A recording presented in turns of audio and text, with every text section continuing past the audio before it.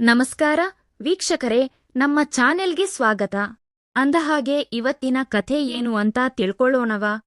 ಕತೆ ಪೂರ್ತಿ ಕೇಳಿ ಇಷ್ಟ ಆದ್ರೆ ವಿಡಿಯೋ ಲೈಕ್ ಮಾಡೋದು ಮತ್ತೆ ನಮ್ ಚಾನೆಲ್ ಸಬ್ಸ್ಕ್ರೈಬ್ ಮಾಡೋದನ್ನ ಮರಿಬೇಡಿ. ಹಂಗಿದ್ರೆ ಬನ್ನಿ ಕತೆ ಶುರು ಮಾಡೋಣ.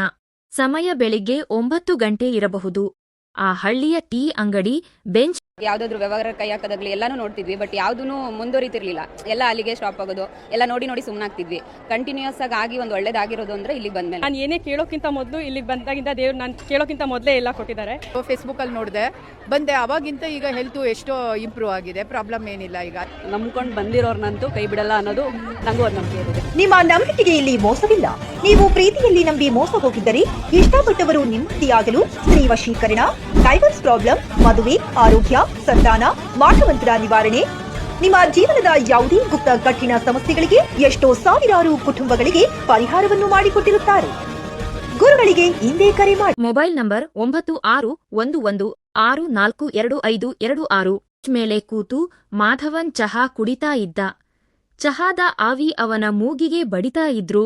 ಅವನ ಯೋಚನೆ ಮಾತ್ರ 10-12 ವರ್ಷ ಹಿಂದಕ್ಕೆ ಹೋಗಿತ್ತು. ಈ 43 ವರ್ಷದ ಮಾಧವನ ಜೀವನ ಒಂದು ದೊಡ್ಡ ತ್ಯಾಗದ ಕಥೆನೇ ಆಗಿತ್ತು.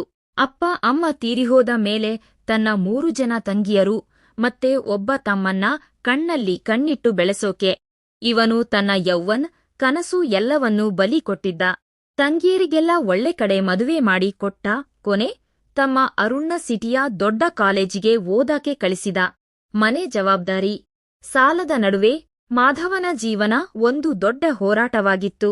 ಎಲ್ಲರೂ ಒಂದು ನೆಲೆಗೆ ಬಂದಾಗ ಮಾಧವನಿಗೆ 40 ದಾಟಿತ್ತು. ಇನ್ಮೇಲೆ ನನ್ನ ಲೈಫಲ್ಲಿ ಮದುವೆ ಅನ್ನೋದೇ ಇಲ್ಲ ಅಂತ ಅವನು ಡಿಸೈಡ್ ಆಗಿದ್ದ. ಆದ್ರೆ ಅವನ ತಂಗಿಯರೂ ಅದಕ್ಕೆ ಒಪ್ಲಿಲ್ಲ. ನಮಗೋಸ್ಕರ ಇಷ್ಟೆಲ್ಲಾ ಮಾಡಿದ ಅಣ್ಣನಿಗೊಂದು ಜೊತೆ ಬೇಕೇ ಬೇಕು ಅಂತ ಹಠ ಹಿಡಿದ್ರು. ಹಂಗೆ ಸುಭದ್ರಾ ಮಾಧವನ ಜೀವನಕ್ಕೆ ಬಂದಳು. ಸುಭದ್ರಾ ಕಥೆನೂ ಕಣ್ಣೀರಿಂದ ಕೂಡಿತ್ತು. 24ನೇ ವಯಸ್ಸಲ್ಲಿ ಮನೆಯವರನ್ನ ಎದುರಿಸಿ ಒಬ್ಬ ಆಟೋ ಡ್ರೈವರ್ ಜೊತೆ ಓಡಿ ಹೋಗಿದ್ಲು. ಆದ್ರೆ ಆ ಪ್ರೀತಿ ಜಾಸ್ತಿ ದಿನ ಉಳಿಲಿಲ್ಲ. ಗಂಡನ ಕುಡಿತ ಹೊಡೆತ ತಡೆಯೋಕೆ ಆಗದೆ ವಾಪಸ್ ಬಂದಿದ್ಲು. ಊರವರ ಮಾತು, ಮನೆಯವರ ಕಡೆಗಣನೆಯಿಂದ ವರ್ಷಗಟ್ಟಲೆ ಮನೆ ಒಳಗೆ ಅಡಗಿಕೊಂಡಿದ್ಲು. ಆ ಟೈಮಲ್ಲೇ ಮಾಧವನ ತಂಗಿಯರು ಸುಭದ್ರಾನ ನೋಡಿ ಮಾಧವನಿಗೆ ಮದುವೆ ಮಾಡಿಸಿದ್ರು. 3 ವರ್ಷದ ಹಿಂದೆ ಸಿಂಪಲ್ ಆಗಿ ಮದುವೆ ಆಯ್ತು. ಸುಭದ್ರಾ ಬಂದ ಮೇಲೆ ಮಾಧವನ ಲೈಫ್ ಮತ್ತೆ ಆ ಹಳೆ ಮನೆಗೆ ಕಳೆ ಬಂತು. ಅವಳು ಒಳ್ಳೆ ಹೆಂಡತಿಯಾಗಿ ಮನೆಯನ್ನ ಸಂಭಾಳಿಸಿದ್ಲು. ಮಾಧವನ್ ಮಾತ್ರ ಯಾವಾಗ್ಲೂ ತೋಟದ ಕೆಲಸ ಅಂತ ಓಡಾಡ್ತಿದ್ದ. ಅವರ ತೋಟದಲ್ಲಿ ರಬ್ಬರ್, ಏಲಕ್ಕಿ, ಮೆಣಸು ಎಲ್ಲಾ ಸಮೃದ್ಧಿಯಾಗಿ ಬೆಳಿತಿತ್ತು. ಆ ಮಲೆನಾಡಿನ ಹಳ್ಳಿಯಲ್ಲಿ ಅವರು ಆರಾಮಾಗಿ ಬದುಕ್ತಿದ್ರು. ಇದ್ದಕ್ಕಿದ್ದಂತೆ ಬಸ್ ಹಾರ್ನ್ ಕೇಳಿ ಮಾಧವನ್ ಯೋಚನೆಯಿಂದ ಎಚ್ಚರ ಆದ. ಚಹಾ ಕುಡಿದು ದುಡ್ಡು ಕೊಟ್ಟು ಬೇಗ ಹೊರಗೆ ಬಂದ. ಏನೋ ಮಾಧವ, ಇವತ್ತು ಒಂಥರ ಭಾರಿ ಖುಷಿಯಾಗಿದ್ದೀಯಾ ಅಂತ ವರ್ಕಿಯಚಾಯನ್ ಕೇಳಿದ. ಇವತ್ತು ನನ್ನ ತಮ್ಮ ಓದು ಮುಗಿಸಿ ಬರ್ತಾ ಇದ್ದಾನೆ ಅಂತ ಮಾಧವನ್ ನಗ್ತಾ ಹೇಳಿದ. ಆಹಾ, ಹಂಗಾದ್ರೆ ಇವತ್ತು ಮನೇಲಿ ಹಬ್ಬ ಅಂದ್ಕೋ. ಮಾಧವನ್ ತನ್ನ ಹಳೆ ಬೈಕ್ ಹತ್ತಿ ನಿಂತ. ಅಷ್ಟರಲ್ಲೇ ಬಸ್ ಬಂತು. ಬಾಗಿಲು ತೆರೆದು ಖುಷಿಯಿಂದ ಇಳಿದವನೇ ಅರುಣ್. ಅಣ್ಣನ ಕಂಡ ತಕ್ಷಣ ಓಡಿ ಬಂದು ಅಪ್ಪಿಕೊಂಡ. ಲೇ ಅರುಣ್, ಏನೋ ಇಷ್ಟು ಸುಸ್ತಾಗಿದ್ದೀಯಾ? ಹಾಸ್ಟೆಲ್ ಅಲ್ಲಿ ಸರಿಯಾಗಿ ಊಟ ಹಾಕಲ್ವಾ ಅಂತ ಮಾಧವನ್ ಪ್ರೀತಿಯಿಂದ ಕೇಳಿದ.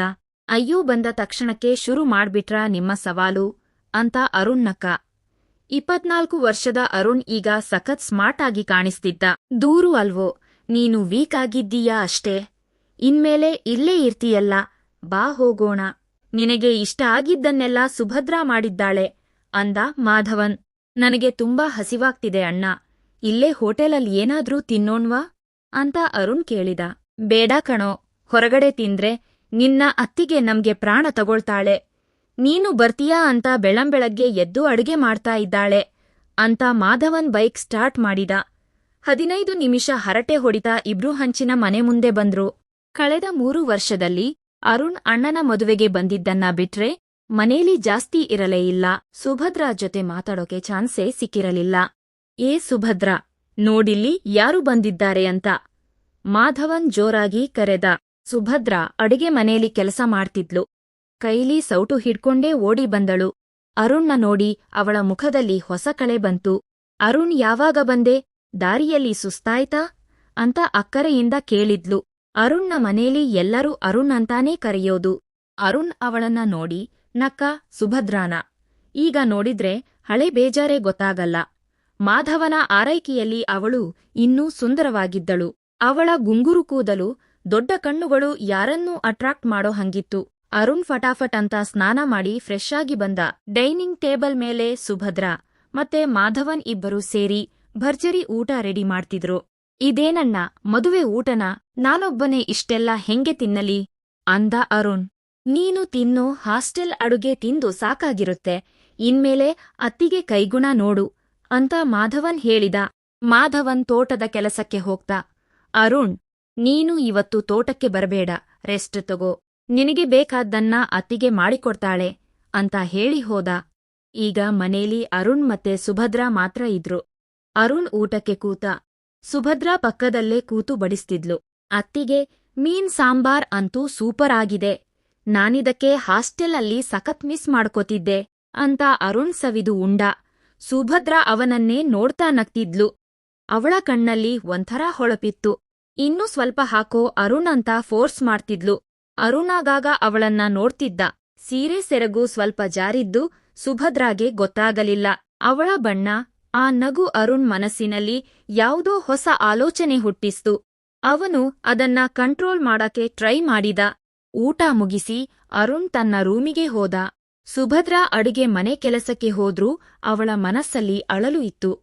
ಮಾಧವನ ಜೊತೆ ಮದುವೆ ಆದಾಗ ಎಷ್ಟೋ ಆಸೆ ಇಟ್ಕೊಂಡಿದ್ಲು. ಆದ್ರೆ ಮಾಧವನ್ ಯಾವಾಗ್ಲೂ ಕೆಲಸದ ಹಿಂದೆಯೇ ಹೋಗ್ತಿದ್ದ. ರಾತ್ರಿಯಾದ್ರೆ ಸಾಕು ಕುಂಭಕರ್ಣನ ತರ ಮಲಗ್ತಿದ್ದ. ಸುಭದ್ರೆಯ ಮನಸ್ಸಿನ ಆಸೆಗಳು ಒಳಗೆ ಅಡಗಿದ್ವು. ಆದ್ರೆ ಅರುಣ್ನ ನೋಡಿದಾಗ ಅವಳಲ್ಲಿದ್ದ ಯಾವುದೋ ಹೊಸ ಫೀಲಿಂಗ್ ಎಚ್ಚರ ಆದಂಗೆ ಆಯ್ತು. ಅವನ ಯೌವನ ಅವಳನ್ನ ಆಕರ್ಷಿಸಿತು. ಸಂಜೆಯಾದಾಗ ಜೋರು ಮಳೆ ಬಂತು. ಮಲೆನಾಡು ಅಲ್ವಾ, ಮಳೆ ಅಂದ್ರೆ ಹಂಗೇ ಇರುತ್ತೆ. ಮಾಧವನ್ ಬರೋದು ಲೇಟ್ ಆಗುತ್ತೆ ಅಂತ ಅನ್ನಿಸ್ತು. ಅರುಣ್ ಈಚೆ ಚೇರ್ ಮೇಲೆ ಕೂತು ಮಳೆ ನೋಡ್ತಿದ್ದ. ಸುಭದ್ರಾ ಬಿಸಿ ಟೀ ಮತ್ತೆ ಉಳ್ಳಿ ವಡೆ ತಂದಳು. ಅರುಣ್ ಟೀ ಗ್ಲಾಸ್ ತಗೊಳ್ಳುವಾಗ ಅವಳ ಬೆರಳುಗಳು ಅವನ ಕೈಗೆ ಟಚ್ ಆಯ್ತು. ಸುಭದ್ರಾಗೆ ಕರೆಂಟ್ ಹೊಡೆದಂಗೆ ಆಯ್ತು. ಅವಳು ತಕ್ಷಣ ಕೈ ಹಿಂದೆ ತಗೊಂಡಳು. ಅತ್ತಿಗೆ, ನೀವ್ಯಾಕೆ ಇಲ್ಲೇ ನಿಂತಿದ್ದೀರಾ? ಅಣ್ಣ ಬರೋದು ಲೇಟ್ ಆಗುತ್ತಾ? ಮಳೆ ಅಲ್ವಾ, ಎಲ್ಲೋ ನಿಂತಿರಬಹುದು ಅಂತ ಸುಭದ್ರಾ ಅರುಣ್ ಪಕ್ಕದಲ್ಲಿದ್ದ ಕಂಬಕ್ಕೆ ಒರಗಿ ನಿಂತಳು.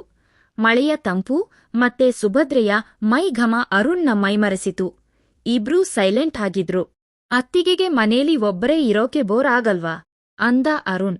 ಇಷ್ಟೂ ದಿನ ಆಗ್ತಿತ್ತು, ಇನ್ಮೇಲೆ ನೀನಿದ್ದೀಯಲ್ಲ?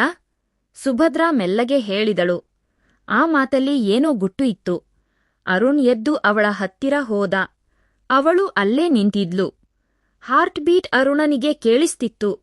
ನಾನಿನ್ಮೇಲೆ ಇಲ್ಲೇ ಇರ್ತೀನಿ ಅತ್ತಿಗೆ ಅಂತ ಅರುಣ್ ಅವಳ ಕಣ್ಣಲ್ಲೇ ಕಣ್ಣಿಟ್ಟು ಹೇಳಿದ. ಸುಭದ್ರೆಯ ಕಣ್ಣಲ್ಲಿ ಹೊಸ ಆಸೆ ಕಾಣಿಸ್ತಿತ್ತು. ಅಷ್ಟರಲ್ಲೇ ಮಾಧವನ್ ಮಳೆಯಲ್ಲಿ ನೆನೆದುಕೊಂಡು ಮನೆಗೆ ಬಂದ. ಸುಭದ್ರಾ ತಕ್ಷಣ ಟವಲ್ ತರೋಕೆ ಓಡಿದಳು. ಅರುಣ್ ಏನೋ ಮಿಸ್ ಆಯ್ತು ಅನ್ನೋ ಬೇಸರದಲ್ಲಿ ಮಳೆ ಕಡೆ ಮುಖ ಮಾಡಿದ. ಅವತ್ತು ರಾತ್ರಿ ಇಬ್ರೂ ಮನಸ್ಸಲ್ಲಿ ಹೊಸ ಆಸೆ ಹುಟ್ಟಿಕೊಂಡಿತ್ತು. ಊಟ ಆದ್ಮೇಲೆ ಮಾಧವನ್ ಯಾವತ್ತಿನ ತರ ಬೇಗ ಮಲಗಿದ. ಆದ್ರೆ ಅರುಣನಿಗೆ ನಿದ್ದೆ ಬರ್ತಿರಲಿಲ್ಲ. ಅಷ್ಟರಲ್ಲಿ ಬಾಗಿಲು ಸದ್ದು ಆಯ್ತು. ನೋಡಿದ್ರೆ ಸುಭದ್ರಾ ನಿಂತಿದ್ದಾಳೆ. ಏನಾಯ್ತು ಅತ್ತಿಗೆ ಅಂದ ಅರುಣ್. ಕುಡಿಯೋಕೆ ನೀರು ಕೊಡೋದು ಮರ್ತಿದ್ದೆ, ಇಗೋ ತಗೋ ಅಂದಳು. ಅರುಣ್ ನೀರು ಕುಡಿದ. ಸುಭದ್ರಾ ರೂಮ್ ಒಳಗೆ ಬಂದಳು. ನಿದ್ದೆ ಬರ್ತಿಲ್ವಾ ಅರುಣ್ ಅಂತ ಅವನ ಹತ್ತಿರ ಬಂದು ನಿಂತಳು. ಆ ಕತ್ತಲಲ್ಲಿ ಇಬ್ರೂ ಹತ್ತಿರ ಆದ್ರು. ಸುಭದ್ರಾ ಕಣ್ಣಲ್ಲಿ ಸಖತ್ ಪ್ರೀತಿ ಕಾಣಿಸ್ತಿತ್ತು. ಅರುಣ್ ಅವಳನ್ನ ಪ್ರೀತಿಯಿಂದ ಅಪ್ಪಿಕೊಂಡ. ಆ ಚಳಿಯ ರಾತ್ರಿಯಲ್ಲಿ ಇಬ್ರೂ ಒಂದಾದ್ರು. ಮುಂದೆ ಏನಾಗುತ್ತೆ ಅಂತ ಅವರಿಗೆ ಗೊತ್ತಿರಲಿಲ್ಲ. ಪ್ರೀತಿ ಮತ್ತೆ ಮೊಹದ ಹೊಸ ಅಧ್ಯಾಯ ಶುರು ಆಗಿತ್ತು. ಈ ಕಥೆ ನಿಮಗೆ ಇಷ್ಟವಾಗಿದ್ದರೆ ದಯವಿಟ್ಟು ಲೈಕ್ ಮಾಡಿ, ಶೇರ್ ಮಾಡಿ, ನಮ್ಮ ಚಾನಲ್ ಅನ್ನು ಸಬ್ಸ್ಕ್ರೈಬ್ ಮಾಡಿಕೊಳ್ಳಿ. ಧನ್ಯವಾದಗಳು.